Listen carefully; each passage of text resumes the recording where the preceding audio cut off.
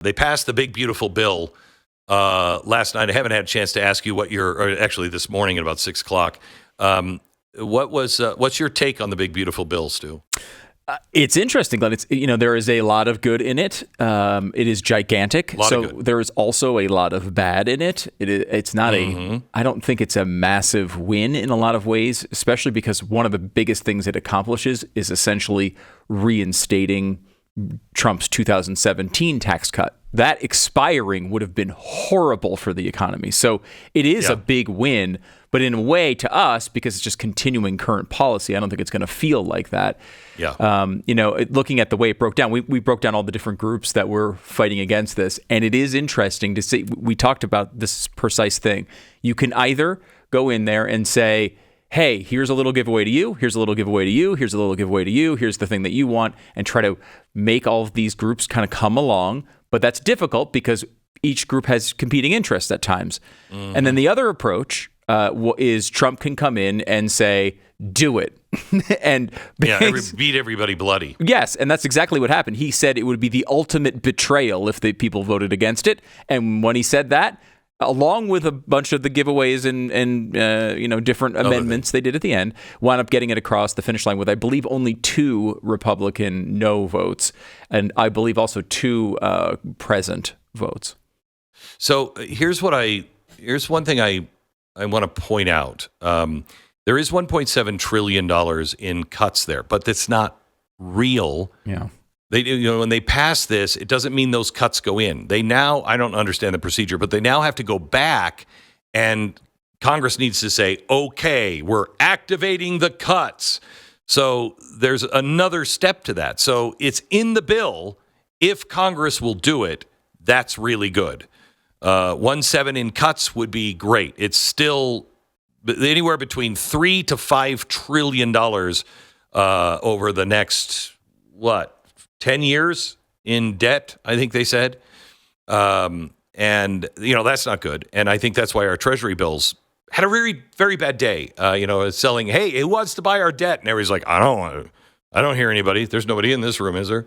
I mean, nobody wanted to buy them yesterday. That's going to be very, very bad. So how I interpret all of this is the clock is on. Donald Trump knows, his theory is grow your way out of the debt. I believe grow and cut your way out of the debt. But his point here is you can't grow your way out of the debt because you can't cut your way out of the debt. You have to grow your way. But if you're cutting, the government is so intertwined with everything right now. They've given so much money to everything that it's, what is it now? Like 35% or 40% of our economy is the government. And so he's like, if you cut that too drastically, too fast, you will cut growth. You'll have job reports that are bad, et cetera, et cetera. He's trying to spur on entrepreneurial spirit because that's the ones who actually create jobs are the entrepreneurs. In bad times, 80% of jobs come from small businesses. So now we have to see them putting the pedal to the metal to cut the regulation, especially for small business owners.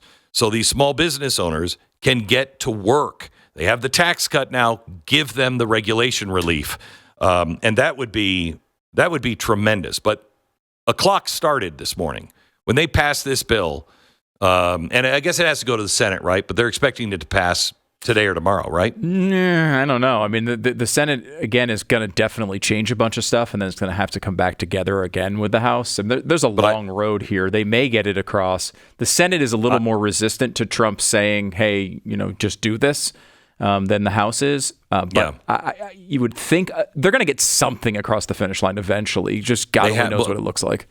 They're really pushing, and hats off to Congress this week. You could have done this long ago, but hats off to Congress. They are saying they want to finish it by this weekend. And that would be important for the country. But once, the clock has already started because it looks like it's going to pass this budget, which adds to our debt. And that's just going to start the clock. It's a race to the finish.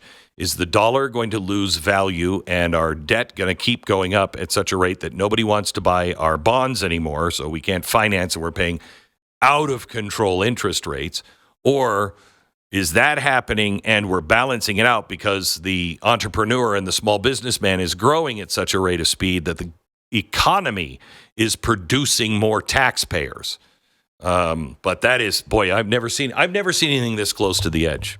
It's a little terrifying. Yeah, and there's a lot of stuff in there that we wouldn't like. I mean, a good chunk of the Inflation Reduction Act, Green New Deal style spending is just left in there. I mean, I know, but this is just what I guess they feel like they have to do. As we said, it is difficult to get these things over the finish line with these small majorities. And you had some Republicans that didn't like the bill just not show up at all. Some of them just voted present. A couple of no's. Thomas Massey, I know, was one of them.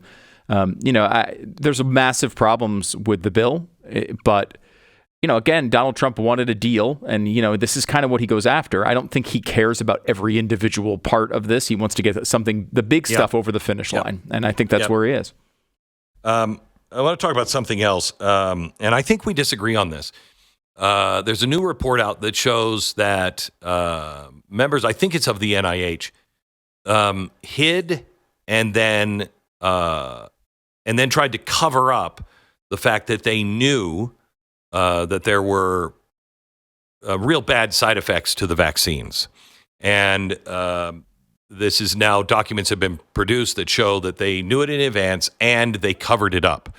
And I personally think these people are going to jail. I think the DOJ is going to prosecute them. I think you're going to see handcuffs on COVID in the next couple of weeks.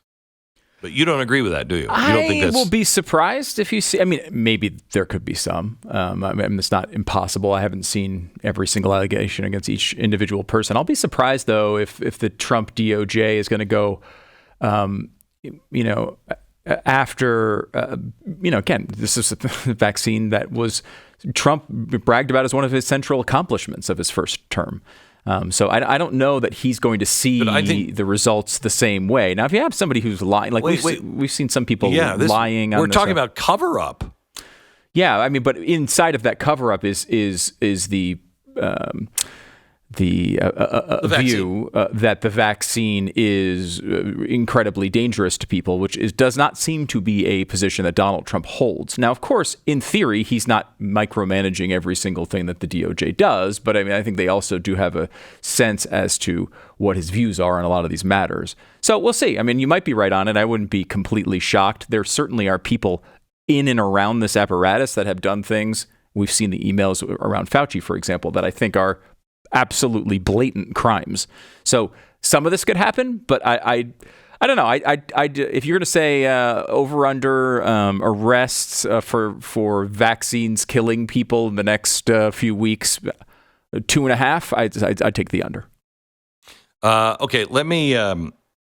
There's a couple of other stories. We've talked about the Israeli diplomats that were shot and killed by a guy from Chicago who was literally a Marxist, communist, radical that was, free Palestine. And that guy is in jail, and he's going to be tried, I think, in Washington, D.C., which doesn't make me feel real good.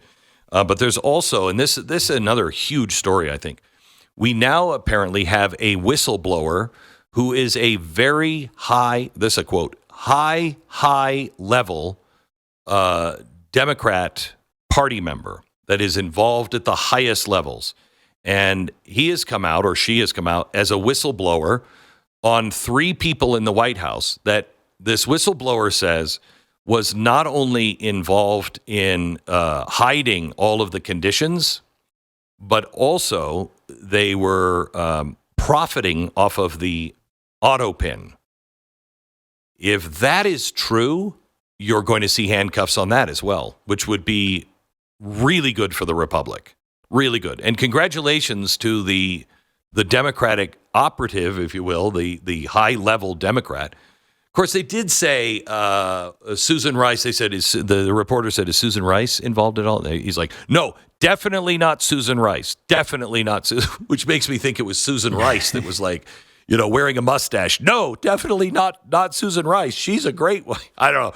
But we'll have to see where this goes. But I think those are 2 really big pieces that are really important that show the direction of the DOJ and the FBI. In a week where we looked at the DOJ and the FBI at the beginning of the week and wait a minute.